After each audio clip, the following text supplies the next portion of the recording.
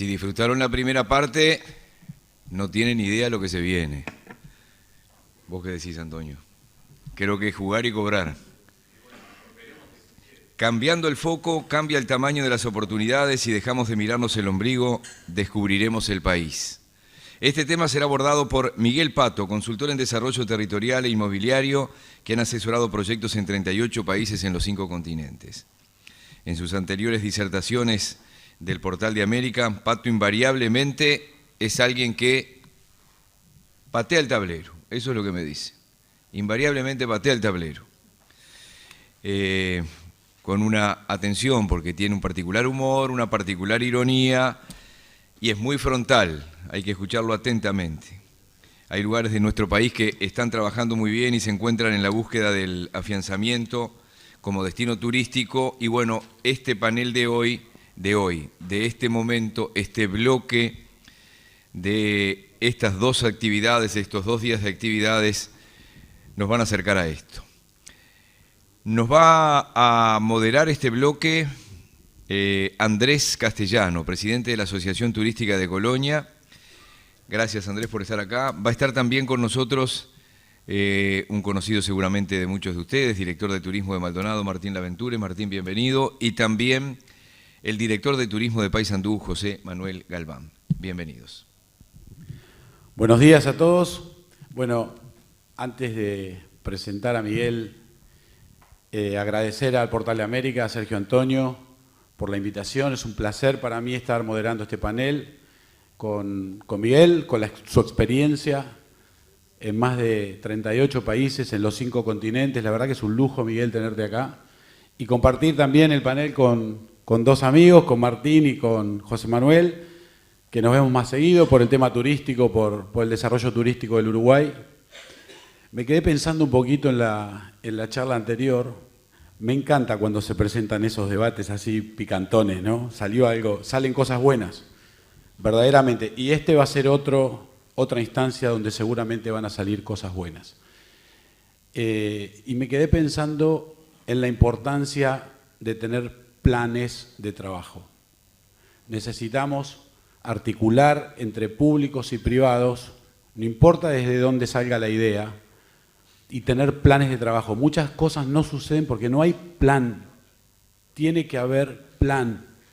Después tiene que haber recursos, tiene que haber congruencia de sinergia de voluntades, tiene que haber dirigentes comprometidos y por supuesto, siempre tiene que estar el puente que genera esos vínculos exitosos que tiene que ser la conjunción con el poder público. Así que este es un mensaje más de concientización de la necesidad de tener planes de trabajo para buscar objetivos. Miguel, vamos a arrancar, todo tuyo. Las expectativas que levantaron con respecto a que pateó el tablero o que son muy dinámicas las charlas, sí, creo que fueron así durante mucho tiempo, pero creo que se da una condición previa para que realmente se arme ese debate divertido, ¿no? Que es que la situación, que el contexto esté yendo para otro lado, distinto al que siento en estas 2 jornadas. En estas 2 jornadas no siento esa situación, sino que siento, y es mucha satisfacción, siento una alineación con lo que yo pienso que debe ser. Así que estoy totalmente desmotivado para patear el tablero. No, les digo, creo que en estos 2 días una cantidad de cosas que hemos venido charlando con muchos de ustedes, en particular con Sergio Antonio, se han plasmado. Esta agenda es realmente fabulosa, es el cambio de enfoque que le propuse a la organización como tema de este panel. Creo que el cambio de enfoque ya se dio en la forma que fue armada la agenda de estos 2 días. Así que trataremos de ser lo más exhaustivos, lo más fuerte posible con este panel que estamos presentando, pero ya les digo que las condiciones previas para que sea algo picante y debatido lamentablemente no se dieron. Así que si venían a ver eso, los voy a defraudar.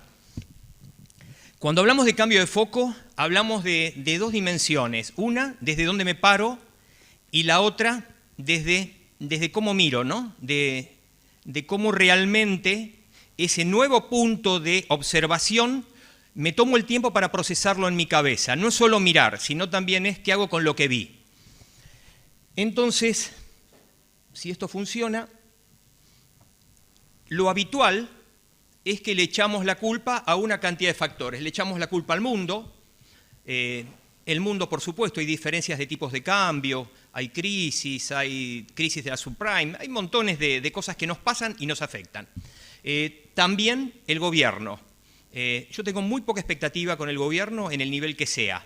Creo que los negocios y las construcciones sociales son a partir de la gente.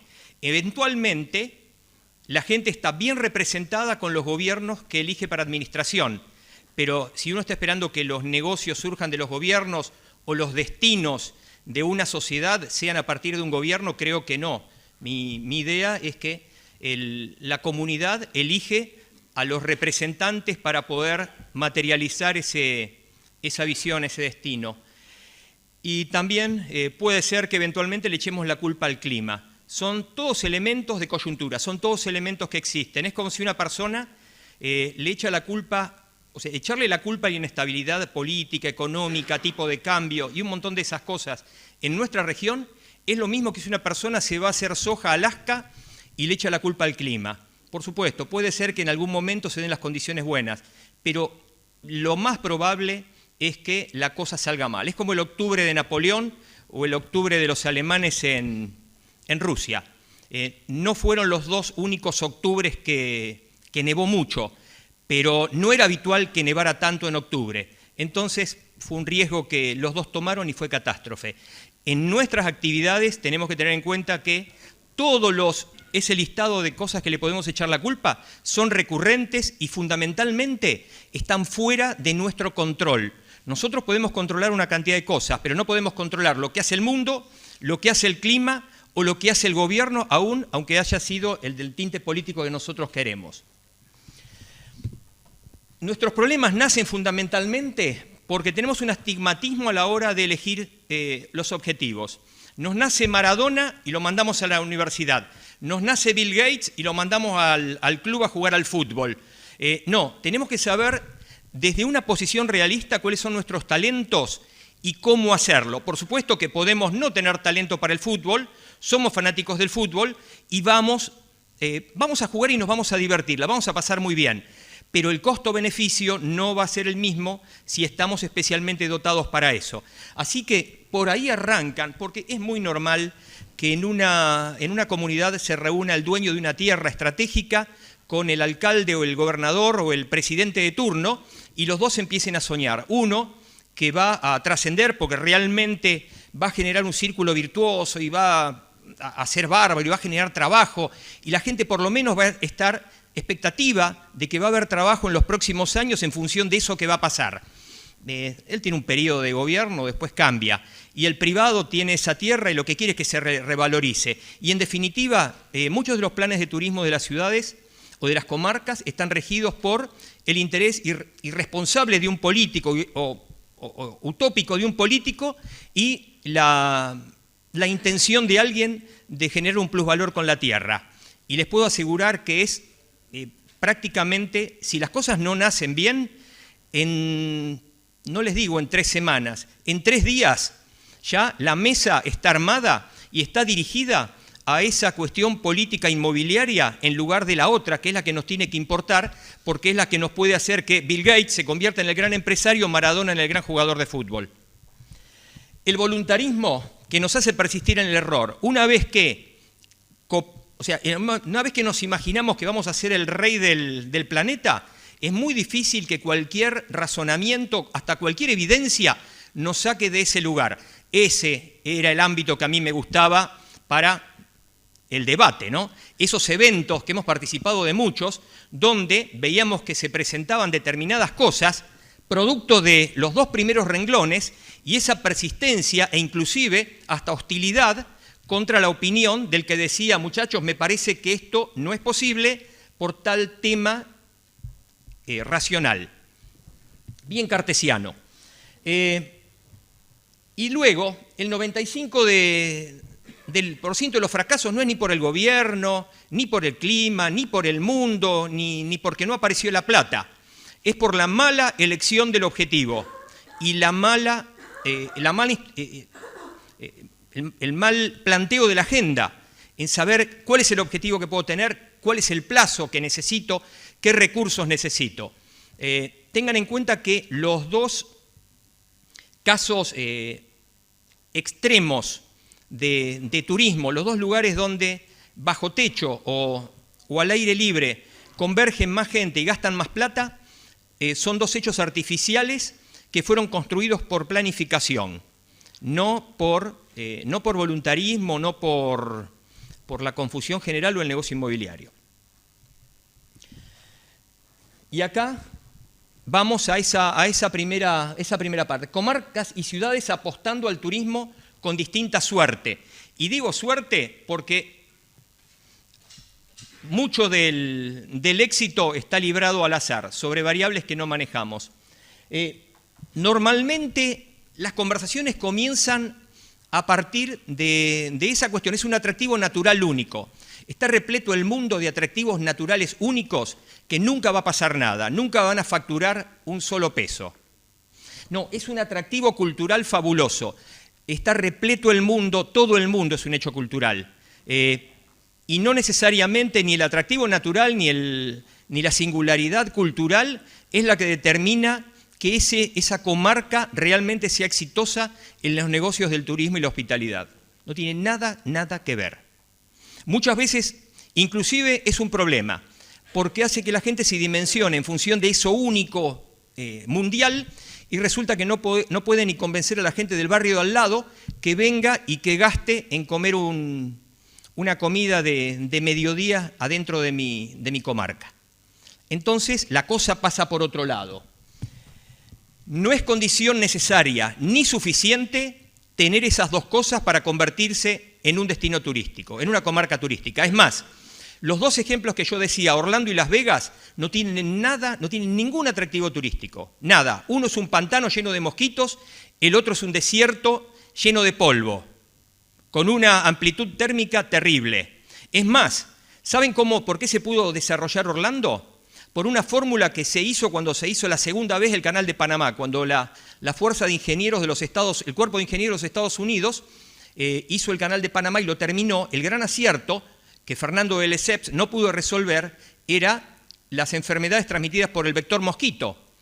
Y esta gente, un general del ejército, descubrió cómo controlarlo. O sea, en ese infierno, Orlando, equivalente al cruce de Panamá, hicieron un destino monumental, el destino que está en la cabeza de los 7.500 millones de habitantes del planeta. Esa relación turista-destino, porque en realidad el destino está relacionado con un ser humano, no con una estadística, no con una campaña publicitaria, no con una línea aérea. El destino es una relación uno a uno con un humano, con una familia, con alguien que tiene poder de decisión. Esa persona, como primera pregunta, es ¿a dónde vamos? Y eso es fundamental, que tenga una referencia en su cabeza, que el a dónde vamos se una en alguna parte con ese nombre mágico que se imagina lo que va a pasar.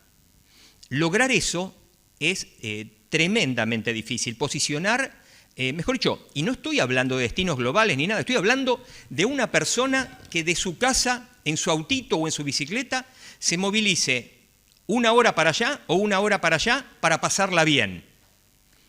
Desde ese nivel hasta el nivel global que ustedes quieran decir. Entonces, esa relación, ese lugar al que quiero ir, esa marca de destino, primera condición. Luego, ¿cómo vamos? ¿Cómo llego? Y ahí del otro lado hay un sistema de transporte, no voluntarismo, sistema de transporte que si no existe, por más que todo el planeta quiera ir, no van a ir porque no pueden ir. Y del otro lado, ¿qué haremos allí? Y eso es el qué me van a entregar del otro lado. Y eso no es solamente la gastronomía, no solamente mirar la catarata, no.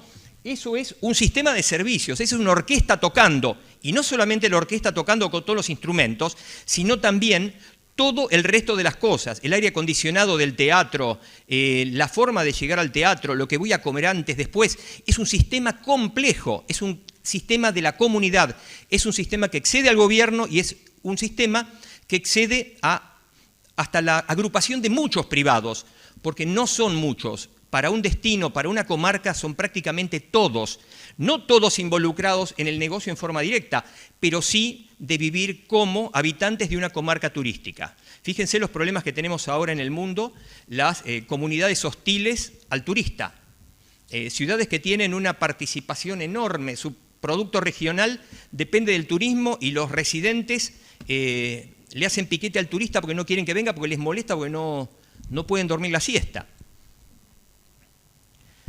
Formas de proceder para no depender de la suerte. La idea es una cosa chiquitita. Ideas, está repleto el mundo de ideas. Montones de ideas, buenas, malas, excelentes ideas, pero de que después no se pueden implementar.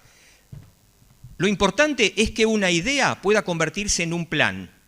Tal vez no es la mejor idea, pero es la idea posible. No todos tenemos que competir para ser el mejor destino mundial. No todos tenemos que tomar como comparativo a esa ciudad que se lleva a los millonarios durante tal periodo de tiempo. No. Tenemos que ver cuál es el mejor plan para esa idea posible. Por supuesto, para chequear la idea hay distintas metodologías. Estoy simplemente haciendo una simplificación del proceso de planeamiento. Pero esa idea que sobrevive después de todo un proceso la tengo que poner en un plan.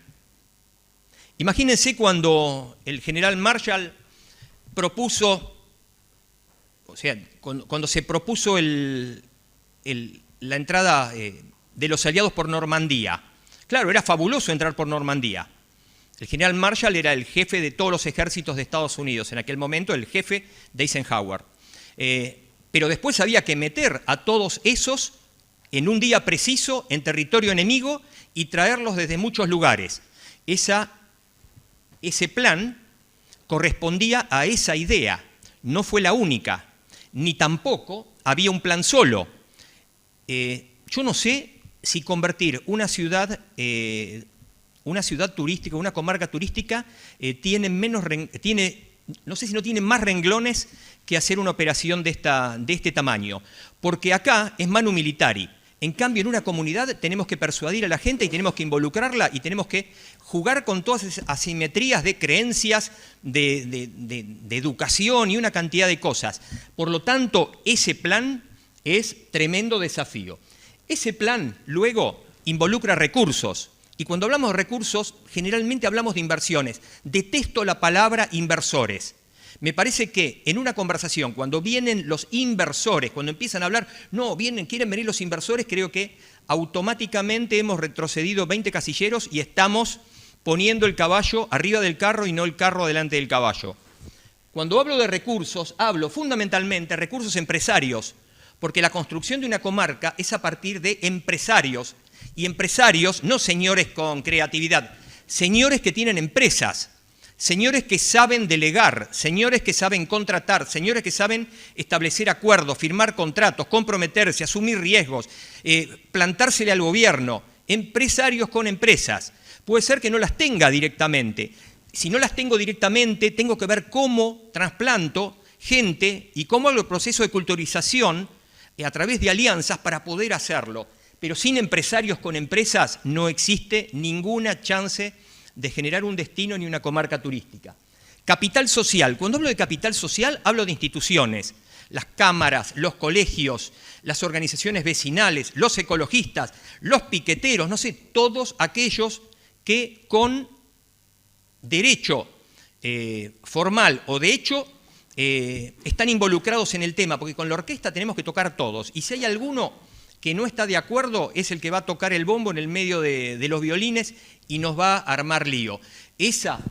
Cuanto mejor capital social tiene un lugar, más fácil es plantearse objetivos. En algunos lugares no hay institucionalidad. Y no hablo del alcalde, no hablo de los jueces. Hablo además de cómo se comportan los comerciantes entre sí, los empresarios entre sí, los empresarios con respecto al medio ambiente, los empresarios con respecto a sus empleados o a los desocupados de la comunidad. Los recursos humanos. Si no hay recursos humanos, no tenemos chance. En esta industria, generalmente lo que hacemos, precipitamos recursos humanos de la construcción. No tenemos recursos humanos en servicios y los recursos humanos de la construcción, cuando termina la construcción, no los podemos mandar a su lugar de origen porque no tienen plata y se nos quedan generando cuentapropismo, changas y degradando el tejido de una ciudad. Por lo tanto, la política sobre los recursos humanos, yo me acuerdo en algunos proyectos en Centroamérica o México que había desplazamientos enormes porque venían los inversores, todo, y después era un lío qué hacer con toda esa población que se quedaba. Si vienen con familias, se arraigan. Si vienen sin familias, convierten en un gran prostíbulo el pueblo durante el periodo constructivo y después no se pueden ir. Y vienen además una cantidad de satélites de los hombres solos que vienen a interferir con la vida de una comunidad chiquitita. Entonces, esa cuestión de hacer algo desproporcionado con respecto a los recursos humanos es utópico. Sí se puede hacer, pero tiene que haber una política. No sé, miremos cómo lo hizo Disney y cómo lo hizo Las Vegas. Tuvieron ese desafío de recursos humanos, pero lo hicieron bien. ¿Dónde se hace mal? En montones de lugares de nuestra región o en algunos lugares de Asia, donde esa gran arquitectura que nos deslumbra genera un lado B que nos espanta. Infraestructura. Si no tenemos infraestructura, ¿qué es el transporte? ¿Qué son los puentes? ¿Qué es el saneamiento? ¿Qué es todo sobre lo cual se desarrollan las actividades humanas? Estamos complicados. Eso son condicionantes. Hay destinos que tienen un condicionante, que es la falta de infraestructura, por lo tanto el tamaño del destino es chiquitito. No sé, la costa que está al sur de Puerto Vallarta, ¿por qué está deshabitada y solamente hay pequeños enclaves de gente muy rica? Y porque no hay agua. Entonces no hay forma de obtener agua dulce, por lo tanto tenemos un determinante. En otros lugares está dado por el transporte, en otros lugares está dado por la conectividad. Conectividad no, por la energía. Y por último, tenemos las fuentes de inversión, las fuentes de financiamiento. Y hablo de fuentes, donde, a través de qué vamos a conseguir completar para pagar las cosas que no tenemos y que tenemos que proyectarlas en el tiempo. Bueno, eso es cuando hablamos de recursos. Pero los recursos, a su vez, en proporción, son una cosa chiquitita. Los recursos es algo pequeñito, porque los puedo tener todos y no tener nada. ¿Cuándo no tengo nada teniéndolo todo? Cuando no tengo un acuerdo político. El acuerdo político es que esos cuadraditos que vimos antes jueguen en equipo. Para que jueguen en equipo tiene que haber un acuerdo político. El acuerdo político tarda años, no es automático. En algunos casos el acuerdo político casi tarda una generación. ¿Por qué? Porque es así, una ciudad o una transformación no es una cosa sencilla, no es poner una heladería. Es algo complejo que le cambia la vida a la comunidad, que altera un montón de cosas para bien y en algunos casos también para mal. Entonces, ese acuerdo político es fundamental y cuando digo político no es con los políticos, es el acuerdo con mi competidor, es el acuerdo con mi vecino, es el acuerdo con la iglesia, es el acuerdo con los colegios. Todos esos acuerdos que permiten que todos se apropien y sepan que nos gusta ir para donde el plan está marcado como destino y que estamos de acuerdo con el rol que nos toca y sabemos que los plazos son los plazos y que cada uno va a aportar de esa forma. Y aún estando en desacuerdo, también podemos tener un acuerdo político de convivencia con los disidentes. Yo lo ejemplifico de esta forma. Le pongo la mano del conocimiento del administrador, de toda esa comunidad de los que saben hacer las cosas y todo, que a la política lo que le piden es que se hagan acuerdos y que asegure que la ley sobreviva durante todo el plazo de ese proyecto, de esa apuesta. Que la ley se cumpla, o sea, desde los ciudadanos, que el gobierno cumpla la ley, que sea previsible, que lo que dijimos que iba a hacer será durante mucho tiempo. El otro día, charlando con el panel por teléfono, yo les decía, fíjense lo que es el acuerdo político, que cuando planteamos y vayamos a seminarios y todo por el mundo, y ciudades que se presentan con planes, y los planes no tienen ni 4 ni 5 años de estabilidad, y una persona que arrienda un campo para engorde o para soja, te pide 5 años. O sea, para alquilar un local para poner una heladería, pedí 5 años.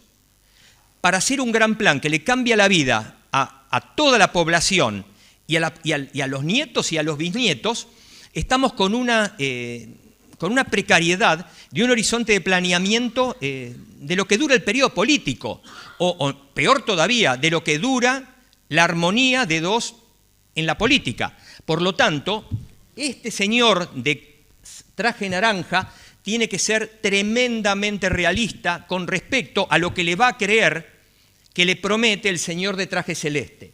Y el otro, el dinero vendrá siempre, el dinero nunca un proyecto lo tracciona un inversor. Es más, la complica montones de veces ese inversor que yo les decía, que empieza a distorsionar todo y todo el mundo piensa que va a poder vender el terreno más caro y al otro que lo van a reelegir porque generó empleo de albañiles. Esa cuestión, ese dinero que viene después, es el dinero que viene a participar de una orquesta que está tocando, o por lo menos una orquesta que sabe lo que va a tocar y está todo funcionando. Acá tenemos algunos ejemplos. Me gusta esta imagen porque nos va cambiando. Me faltaría Alejandro Magno fundando 70 ciudades. Esa particular, Alejandro Magno fundó 70 ciudades, era un gran urbanista, y 50 de ellas se llamaban Alejandría, entre ellas Alejandría. Pero la Alejandría que fundó él no es la Alejandría del esplendor, esa la hizo uno de sus generales, Ptolomeo, el tatarabuelo de Cleopatra.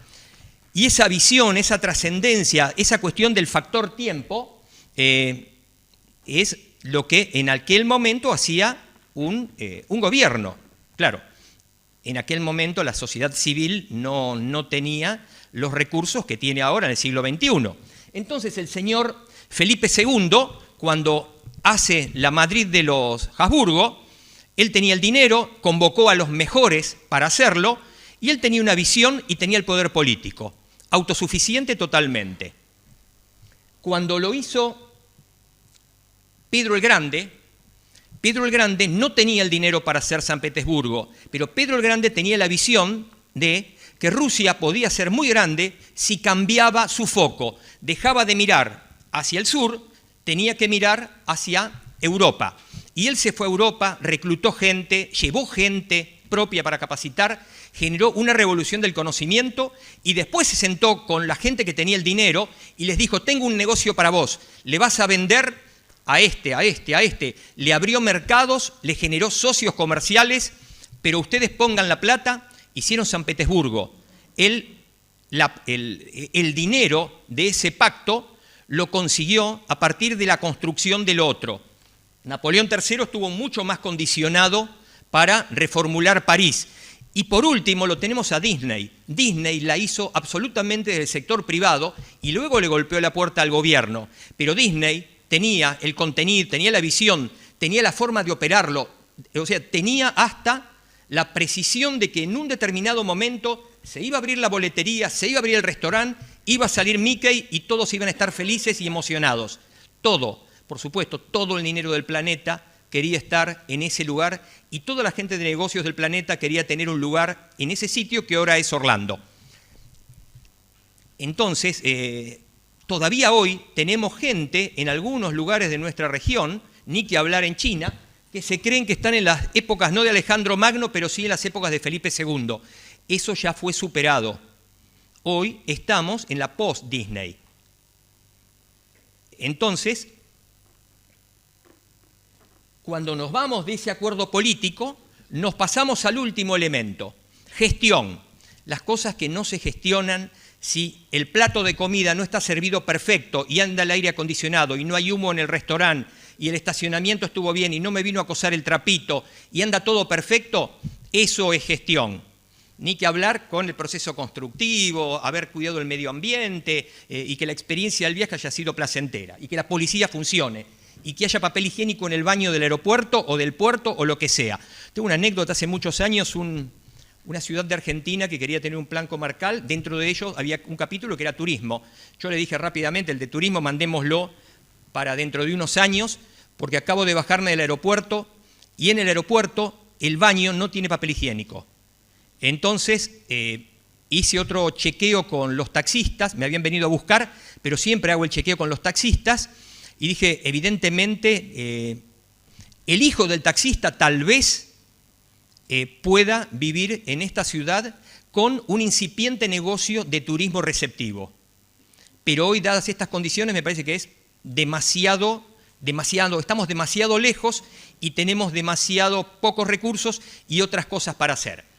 Por supuesto, hasta el lugar que tiene cero turismo tiene el interés de generar un negocio del turismo y tiene, no sé, y el Estado paga sueldos para cosas que no tiene chance. Gestión, tiempo, son los tiempos biológicos. Es imposible que con plata precipitemos las cosas. Es como un embarazo. Un embarazo tarda 9 meses, un proceso de generar una comarca turística, una ciudad turística, tarda años. Y hay cosas que pasan primero, cosas que pasan después, hay intensidad del tiempo, hay calma, hay crisis, hay un montón de cosas. Por lo tanto, el realismo de ese tiempo que nos permite no matar a la gallina de oro para vender el huevo de oro, porque si hacemos eso no va a estar. Me acuerdo hace unos años con el tema del cambio de zonificación del Aparicio Saravia en Punta del Este, que simplemente hubo un cambio de zonificación para poder captar inversores de hacer edificios, porque estábamos en la época donde había muchos argentinos que querían invertir fuera de Argentina por miedo al gobierno, y realmente utilizaron recursos y destruyeron un recurso, o sea, no renovable, que es el entorno mágico con historias humanas, lo mataron por generar puestos de trabajo en la construcción y no tener desocupación. Eso es el tipo que tiene un restaurante y se comió, no sé, tiene una pizzería y se comió las aceitunas antes de que llegue el primer cliente, y después tiene que servir la pizza de mozzarella sin aceitunas. Y fundamentalmente la suerte, que también tiene, no la incluí especialmente porque además está el factor suerte. Hay imponderables, pero claro, la suerte tenemos que tenerla prevista, excepto que sea un cisne negro, la tenemos que tener prevista para aprovecharla a favor, no para que nos anule.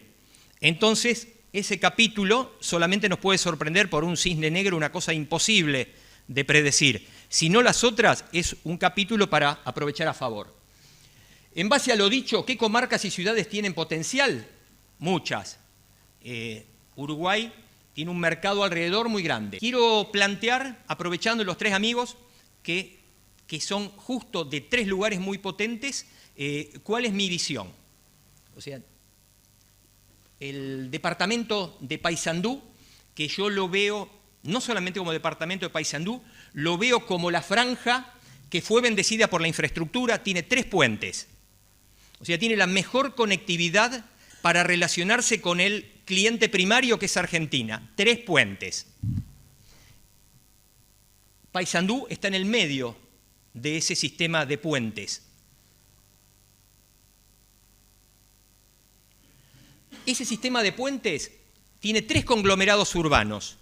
Uno de 300.000 habitantes, uno de 200.000 y otro de 200.000. Con distintas proporciones de un lado en el otro. Prácticamente mitad y mitad.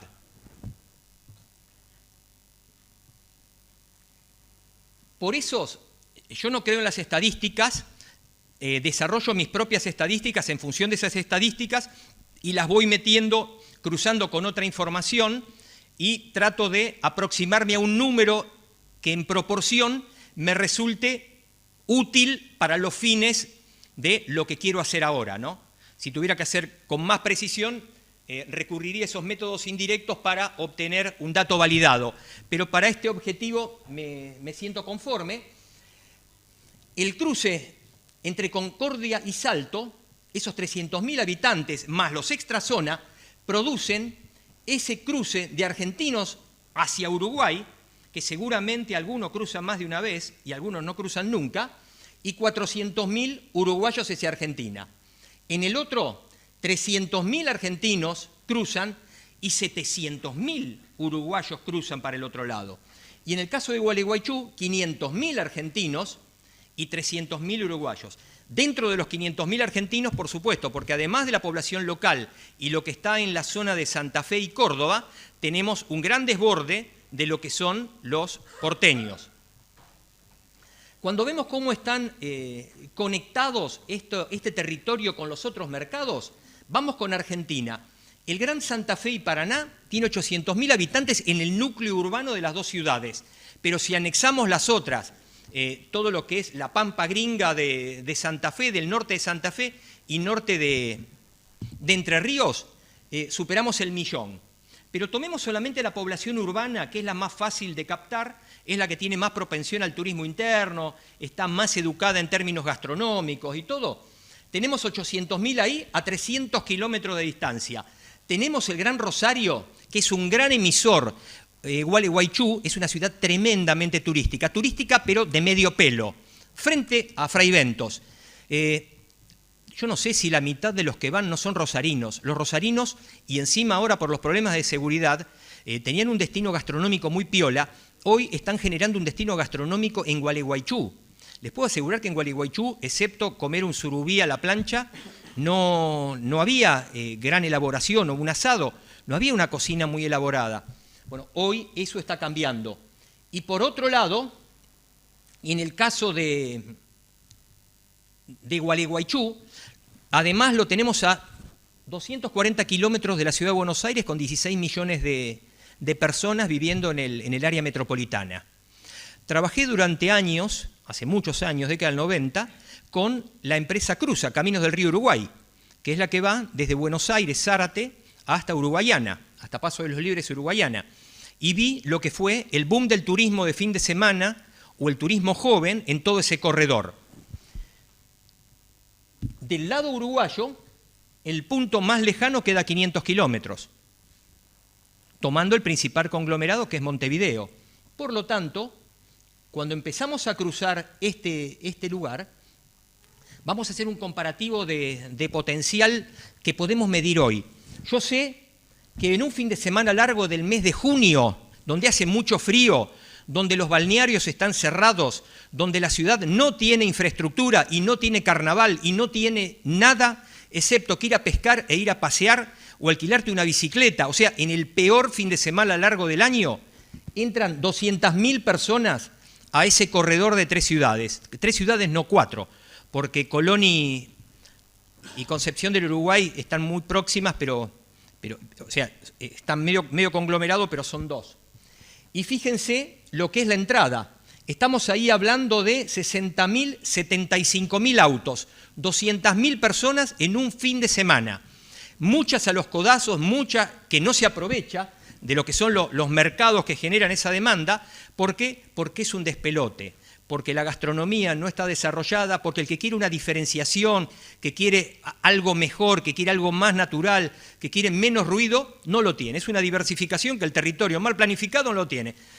Servido en bandeja de la vereda de enfrente, además por esa cuestión que también está de tengo la posibilidad de gastarme unos pesos más, y estoy hablando con el realismo del tipo de cambio, pero tal vez ese viaje es en reemplazo de otro viaje más lejos y me conformo con este, así que puedo pagar la diferencia de cambio y me alojo en otro lugar donde esté mejor. No sé, yo me acuerdo con el Horacio Quiroga en Salto. ¿Recuerdan? Una cosa era estar en el Ayuí del lado argentino y otro el Horacio Quiroga. Si tenías la plata te vas al Horacio Quiroga, no al Ayuí. Y ese tipo de cuestiones, estamos hablando sobre un núcleo de gente que estamos, si tomamos simplemente los que nos vamos cruzando en la ruta del medio, estamos hablando de 20 millones de argentinos. Hay malaria, sí, pero el porcentaje de los que no los alcanza la malaria es más alto en este lugar productivo y rico de Argentina que en el restante territorio. Al mismo tiempo, tenemos un registro de 400.000 visitas anuales en la ciudad de ese espejo. Fíjense la asimetría y la posibilidad que está generándole la vuelta. No digo que es automático, pero viendo cómo empiezo a trabajar con ese coso. Muchas veces cuando se habla de Uruguay parece que Uruguay fuera un monoproducto y parece que el vocero de Uruguay fuera el desarrollista inmobiliario que está haciendo el argentino en Punta del Este.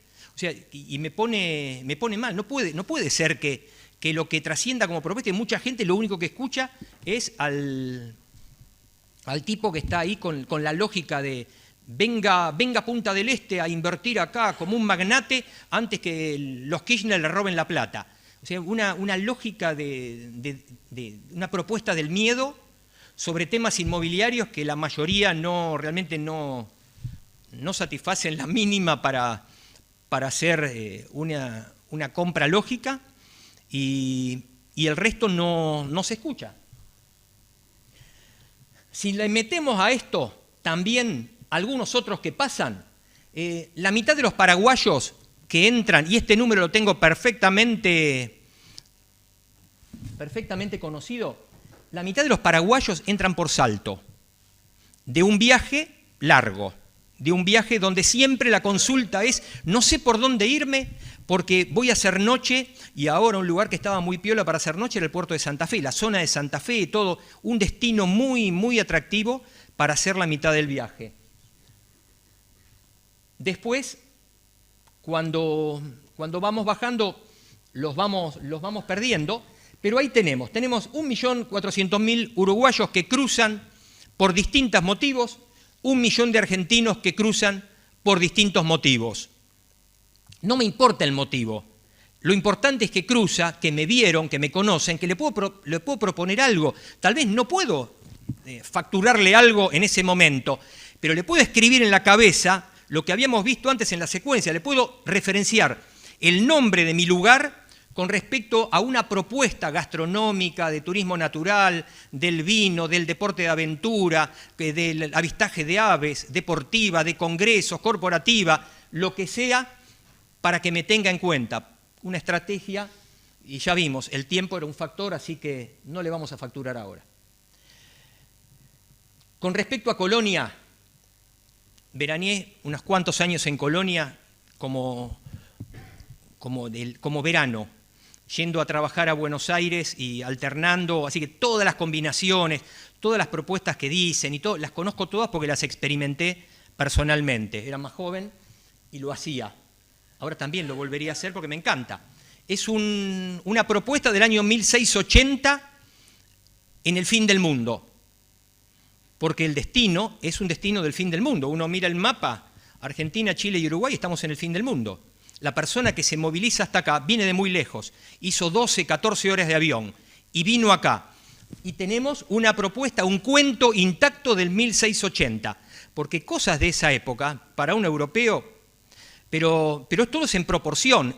Con respecto a América, eso es muy atrás de la historia de América y está intacto. Y es una experiencia que en muy pocos lugares uno la puede tener tan de primera mano, tan linda. Y tiene a 50 minutos 16 millones de porteños. Y además tiene a el destino Argentina, el destino Buenos Aires, que es un destino internacional que ha venido funcionando bastante bien. Y dentro de la agenda, dentro de los paquetes que van un poquito más allá, o sea, de más calidad, para tipos que pagan en euros, en libras esterlinas o en dólares, Colonia. Por eso Colonia tiene anualmente la mitad de los extranjeros extrazona que pisan Uruguay, pisan Colonia. Están en Colonia, comen 1, 2 o 3 veces, duermen una vez por lo menos, interactúan con la comunidad. Esto es una bendición del cielo porque es un mercado cautivo, es un mercado a 45 minutos de Buenos Aires. Yo lo experimenté, por supuesto que es caro, en aquella época ya me dolía, ¿no? Porque me salía $50 cada tramo, era fuerte, pero hacía la cuenta y digo, entre tal alternativa y tal alternativa, esta la disfruto un montón y lo utilicé. Pero además creo que Colonia tiene un cliente también cautivo y un socio del otro lado del Río de la Plata muy interesante. Y aparte hay una mezcla. Si el tipo al que quiero conquistar de Buenos Aires y alrededores, se encuentra con un circuito que yo puedo armar teniendo esta materia prima de extranjeros, realmente hago un encuentro muy piola. O sea, y sobre todo con determinados segmentos argentinos que le gusta cruzarse no con otros argentinos de otras costumbres, sino con los europeos, por ese complejo de europeo que tenemos. ¿Se acuerdan cuando dijo Alberto Fernández, no? Los brasileros vienen de la selva, los mexicanos de los indios, nosotros venimos de los barcos. Tenemos a Brad Pitt en la selección. Así que esto es para Colonia y para Punta del Este, ¿qué voy a decir? En Punta del Este, creo, con respecto a Punta del Este, se daban las situaciones así más de patear el tablero y decir, muchachos, no, lo que están promoviendo es simplemente un negocio inmobiliario, están en la coyuntura, están matando a la gallina los huevos de oro. Punta del Este es una marca destino. Creo que hoy, cuando para 100 millones de personas que viven a menos de 4 horas escuchan Punta del Este, se imaginan una cantidad de cosas que tiene, todo un ciclo histórico que es inigualable. Creo que hoy esa imagen es mucho más que lo que hoy es el destino, porque el destino, por este furor inmobiliario, también lo dañó. Generó urbanizaciones cerradas, generó edificios que no tienen nada que ver con la estructura, tiró el San Rafael, tiró Loma Verde, tiraron lugares donde había una historia. Es lindo estar acá y poder, si a mí me emociona, porque no sé, vivo en San Pablo y tenía una ilusión tremenda de ir a Punta del Este y ahora puedo pagarlo y voy a Punta del Este. Y voy a Punta del Este y quiero que esas historias, que son las que construyeron el nombre en mi cabeza, las pueda tocar. ¿Y qué me van a mostrar? ¿Un edificio? No, acá estaba Loma Verde, acá durmió fulano y mengano. ¿Y el San Rafael dónde está? ¿Qué? ¿Van a poner un parking acá? ¿Qué es esto? Esas cuestiones creo que ha sido malo. Su principal visitante, y acá tenemos un cliente súper cautivo, tenemos una parte importante de Argentina que familiar, por distintos años, ya tradición familiar y patrimonial, porque tienen mucho o poco algo inmobiliariamente ahí, los tenemos cautivos. Quiere decir que los tenemos de socios. Simplemente trazar el camino y ver cómo transitamos con ellos. Creo que en los últimos años se transitó contra ellos, con alguna legislación que hubo, con algunas cuestiones que los perjudicaron. Y por último, una población residente, tenemos los recursos humanos para generar. Los recursos humanos que se generaron vinieron inducidos por la construcción, por demasiados metros cuadrados que jugaron en contra, que dejaron una cantidad de población con una calificación de puesto de trabajo de construcción. Pero hay que pensar, los hijos de esa gente que trabaja en la construcción pueden ser las personas que trabajan en tecnología. Esos chicos, lo genial es la demografía, de que esa masa de gente es suficiente como para poder proyectar algo importante y simultáneo y mantenible en el tiempo. Así que esta es mi visión de cambio de foco. El cambio de foco es saquemos al inversor, posterguemos al arquitecto, no que trabajen los arquitectos y todo, porque mientras tanto hay un montón, pero saquemos esa cuestión de discutir la arquitectura, alguna infraestructura o esto, saquemos esa discusión de corto plazo y aunque sea para empezar a generar empatía, para generar una relación, empecemos a trabajar con los empresarios, con la comunidad, con las ONG, empecemos todos a conocernos, a tomar un café cara a cara y empecemos a nutrirnos, a decirle a Blanca que venga a esos destinos, decirle, Blanca, ¿cuál es tu visión? Y que la gente se enamore de Blanca y de su historia y que trate de emularla y que vayan a perfeccionarse y que empecemos a generar todos esos recursos tocando la misma partitura, todos en armonía. Y algunos tocarán el piano, otros tocarán el violín, serán muy protagonistas, pero otros van a estar encargados del aire acondicionado o el transporte o el mantenimiento. Y todo eso es el cambio de enfoque. Enfoquémonos en la mesa del acuerdo político. El acuerdo político con o sin políticos. El acuerdo político de empezar a ver cómo generamos, cómo ilusionamos, cómo enamoramos a la gente con una visión y cómo hacemos, cómo proponemos, cómo nos ponemos de acuerdo para construirla. Así que les paso la palabra a ustedes. No fuiste tan disruptivo como habías dicho. Había escuchado yo una charla de Miguel que dijo, soy un mala onda con buenas intenciones.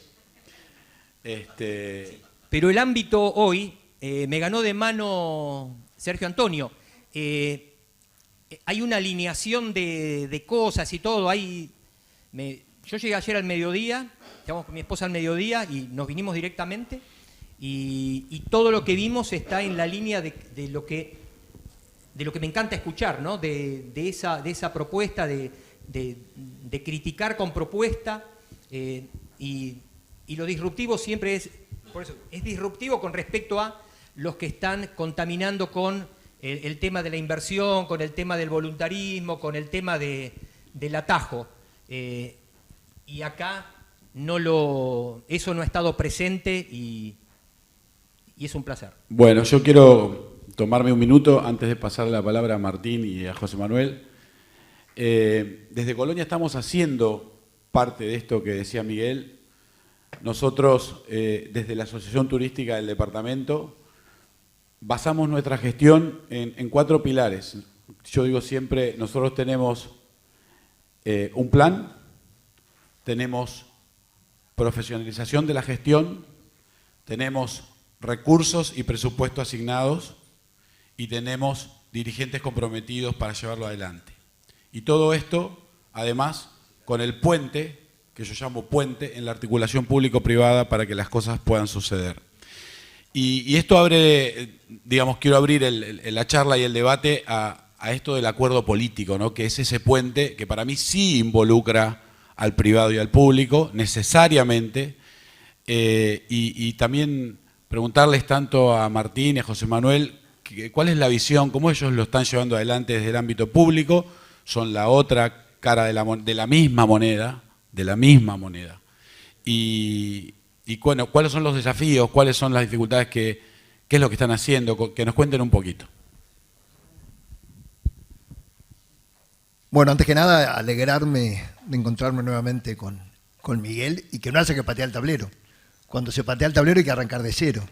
Cuando a veces lo que hay que hacer es corregir las fichas en el tablero es mucho más fácil, y creo que eso es un poco lo que él quería transmitir, y creo que la composición incluso de este panel refleja eso que decía ahora Andrés, ¿no? La gobernanza, el sector privado, la academia, el sector público, en este caso departamental, pero bueno, alineados atrás de un objetivo. Y cuando al principio se hablaba de la necesidad de un plan, me venía a la memoria una frase que escuché muchas veces a Pedro Bordaberry, que decía que cuando no hay un rumbo cierto no alcanzan los vientos favorables. Entonces creo que eso tiene que ver con la necesidad de tener un plan que trascienda los tiempos políticos, que genere esos acuerdos. Me encantó el concepto de comarca, por lo menos para aplicarlo a Maldonado, Punta del Este, Piriápolis. Digo que hay una marca o marcas registradas, pero que hay una confluencia de intereses muchas veces contrapuestos que hay que tratar de equilibrar. Y ahí tiene que ver, y voy concretamente a la pregunta con lo que planteaba Andrés y a lo que decía Miguel al final. Yo creo que esta última parte de la exposición de Miguel, que comparto, de repente no es la actualidad, no es hoy. O sea, creo que hoy hemos avanzado en ese concepto que él manejaba, y hoy por lo menos hay un consenso importante en que no todo pasa por el desarrollo inmobiliario, que el desarrollo inmobiliario por un montón de razones está acotado y que necesariamente debemos diversificar las posibilidades para el inversor, las posibilidades para el desarrollo, debemos cambiar, y de hecho se está haciendo esa mención que le hacía, que es cierto, del flujo migratorio relacionado directamente con la construcción, que genera problemas, que genera después necesidades de atender esa demanda social, de vivienda, de salud, de trabajo, y que en algún momento se tornó un problema y que hoy se está buscando solucionar, y hoy se están generando nuevas oportunidades, y a partir de un Maldonado distinto que tiene productos complementarios al sol y playa y al desarrollo inmobiliario, estamos hablando de ciudades inteligentes, estamos hablando de ciudad universitaria, estamos hablando de polos tecnológicos, estamos hablando de empresas tecnológicas de primer nivel que se instalan en el departamento y que necesariamente van a necesitar una mano de obra capacitada y gente joven que en ese trabajo conjunto que se viene haciendo, bueno, va a generar justamente una oportunidad distinta y un futuro distinto. Entonces, creo que estamos en un momento muy particular, en un punto de inflexión en el cual la riqueza que tiene Maldonado, Punta del Este, como marca justamente es la diversidad. Punta del Este es un lugar que se elige, y vuelvo a decir, hablo del Punta del Este Marca, que se elige por distintos motivos. Y es aspiracional para el paulista de repente determinadas cosas que para otro no. Y entonces a veces creo que se comete el error de mirar las cosas desde un punto de vista que siempre es subjetivo, que es el propio. Y creo que la riqueza que tenemos y las posibilidades que tenemos de seguir creciendo es que tenemos la oportunidad de que todo aquel que busca cosas distintas la encuentre en Maldonado, la encuentre en el país, la encuentre en Colonia, la encuentre en Paysandú. Creo que eso es un común denominador a todos nuestros destinos turísticos. Entonces, creo que el desafío es ese, ver cómo seguimos creciendo, cómo no perdemos la esencia que nos ha hecho distinto, cómo respondemos a las distintas aspiraciones que tienen el que nos viene a visitar, el que se viene a radicar o el que viene a invertir y necesita un retorno para su inversión. Y creo que la base de eso es esto que hemos hablado, la gobernanza, el escucharnos unos a otros, el tratar que todo el mundo participe y sea parte, valga la redundancia, de ese proyecto común que se va a nutrir de las diversas miradas, pero que debe necesariamente transformarse en planes que trasciendan los tiempos políticos de gestión de un gobierno. Estos son procesos que empiezan y no terminan nunca. Entonces, necesariamente deben tener esos acuerdos, y cuando hablo de acuerdos políticos, creo que era la intención no únicamente políticos partidarios, ¿no? Políticos del conjunto de la sociedad, de todos los actores que hacen una sociedad. Así que creo que estamos en un momento muy particular, por lo menos en el departamento de Maldonado. La pandemia aceleró procesos que ya se venían dando en cuanto a residencia, en cuanto a posibilidades de teletrabajo, en cuanto a posibilidad de virtualidad en la enseñanza, en cuanto a una revalorización, creo que hoy el mundo tiene de productos como el país y Maldonado particularmente tiene para ofrecer. El desafío, y espero que estemos todos a la altura de las circunstancias y de estos desafíos, instancias como estas, y aprovecho y termino para agradecer y felicitar a Sergio Antonio, porque siempre creo que nos enriquece a todos este intercambio, así que gracias, y bueno, un placer haber tenido la oportunidad de compartir con ustedes. Gracias, Martín. José Manuel. Muchas gracias. Gracias también a Miguel por su profundo análisis y presentación, a Sergio Antonio por la invitación y también saludarlos a todos ustedes. Sin duda que los territorios viven cambios a lo largo de los años. Creo que algunos de esos cambios se dan de manera natural por los usos y costumbres. Y otros cambios creo que hay que impulsarlos desde quienes tenemos responsabilidades de conducción. Y en ese sentido, nuestro departamento, Paysandú, está viviendo varios cambios en este momento. Estamos hablando de que una de esas matrices pasa por lo gastronómico, conectándose con el panel anterior, que al escucharlo se me venían a la mente muchas de las ideas sobre las cuales estamos trabajando. En este momento estamos trabajando junto a la Dirección de Desarrollo en lo que se llama Observatorio Gastronómico, que busca justamente rescatar aquellas recetas de la abuela, como decía hoy Sergio Puglia, aquellas recetas que de repente quedaron guardadas en un armario en la casa y bueno, que se puedan dar a conocer y que puedan ser parte de los productos que se ofrecen a los visitantes. En ese sentido hemos tenido una instancia que ha tenido como temática central las carnes de casa, otras que han estado vinculadas al tomate antiguo. Paysandú tiene más de 200 variedades de tomates en este momento, que fueron uno de los insumos que dieron lugar a la cata de tomates, que ya tuvimos 2 ediciones muy exitosas. Estamos planificando la tercera edición para los primeros días del mes de febrero del año próximo. Ustedes me dirán esa fecha, ¿por qué esa fecha? Y bueno, de algún modo responde justamente a esa producción que dura muy poquitos días. Son tomates que no tienen ningún tipo de adiciones, no tienen ningún tipo de aditivo y que responden a producciones agroecológicas que implican utilizar las fechas de manera muy estricta y que a su vez también materializamos a través de la actividad turística. Otra de las transformaciones a las cuales me refería hoy cuando lo mencioné al principio de esta exposición es en materia de la costa, todo lo que tiene que ver con la costa de Paysandú, que como ustedes saben da al río Uruguay, que nos separa, pero que también nos une con la República Argentina. Y hace unos años me decía un comerciante cómo vivió él su niñez cuando los bancos de Paysandú daban de espaldas al río. Apuntaban a la calle y a mirar a la gente que pasaba, pero no al río, que es ese recurso, esa riqueza que la naturaleza nos ha regalado. Hoy no solamente los bancos miran al río, sino que también estamos viendo al río como un aliado más estratégico que nunca.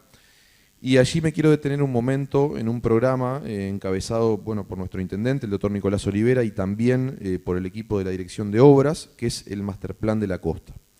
Brevemente, para describirlo, el Masterplan de la Costa abarca una intervención de 350 hectáreas, desde la costa del Sacra hasta el Puente Internacional General Artigas, toda la costa del río Uruguay en ese tramo.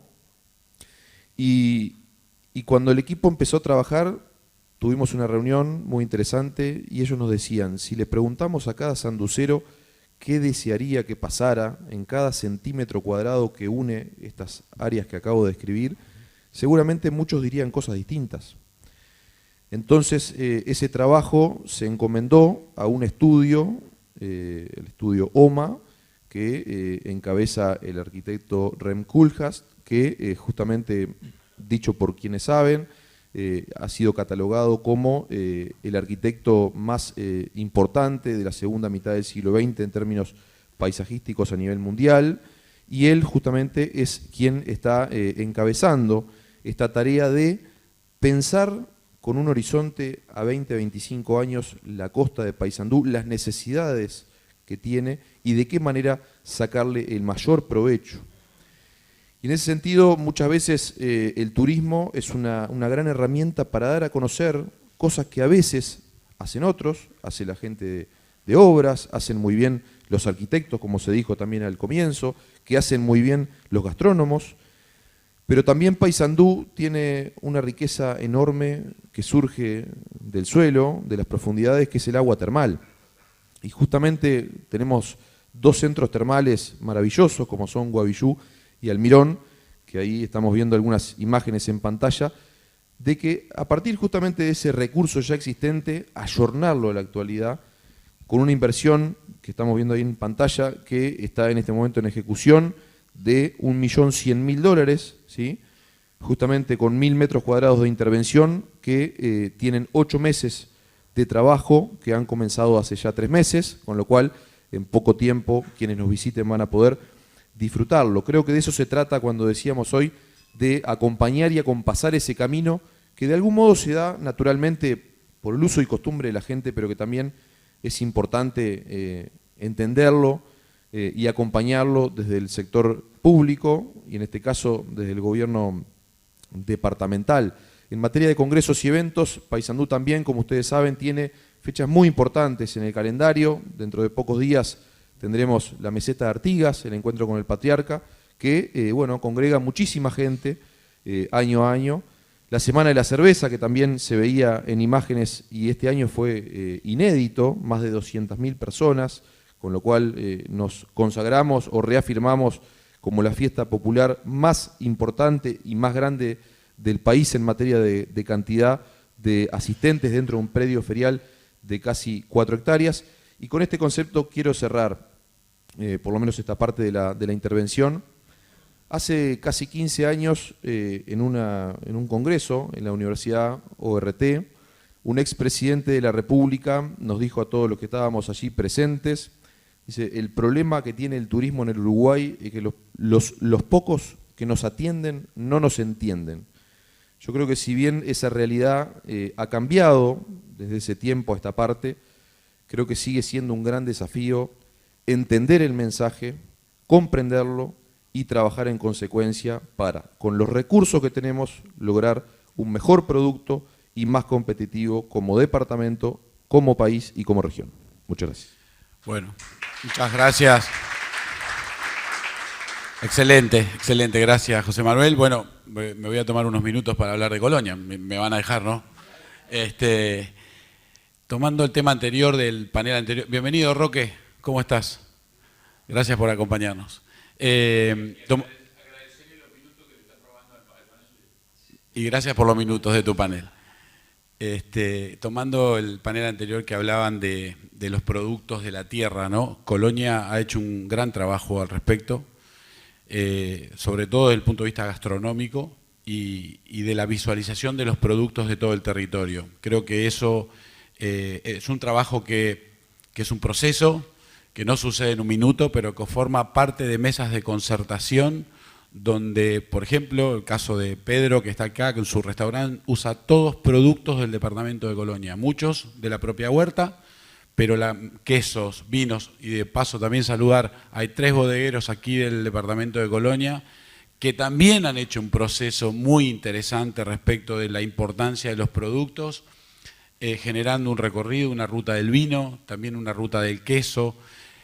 Volviendo a lo que decía Miguel antes, no pasar por alto lo que somos, no pasar por alto el patrimonio, no solamente edilicios de 1680, el de los abuelos que plantaron y que generaron esa riqueza, el de las vid, de la potencialidad de las vid y el incremento de esa tecnología que llegó para hacer mejores vinos, sin dejar de tener esa sensibilidad cultural de los abuelos, de la tierra de los piamonteses, de los austríacos, de toda la diversidad cultural que tiene el departamento de Colonia. No, nosotros somos todo eso, con la perfeccionalización del turismo, y somos la puerta de entrada al Uruguay, también otro punto importante. Somos la principal entrada al Uruguay, por supuesto, que después el turista se reparte por todo el país lo bien que hace.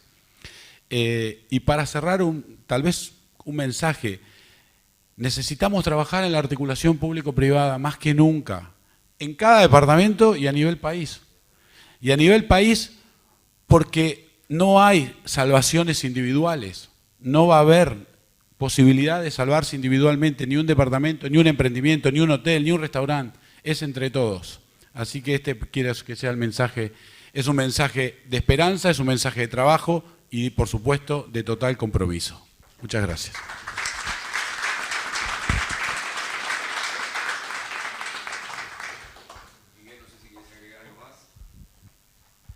No, simplemente agradecer y lamento haberlos defraudado con el tema de ser disruptivo o de armar más polémica, pero me sentí demasiado cómodo estos 2 días con el clima, con la organización y con todo. Creo que, como decía Martín, creo que hay un cambio de ciclo y ese cambio de ciclo nos tiene que alinear, nos está alineando y a trabajar. Así que bueno, muchas gracias.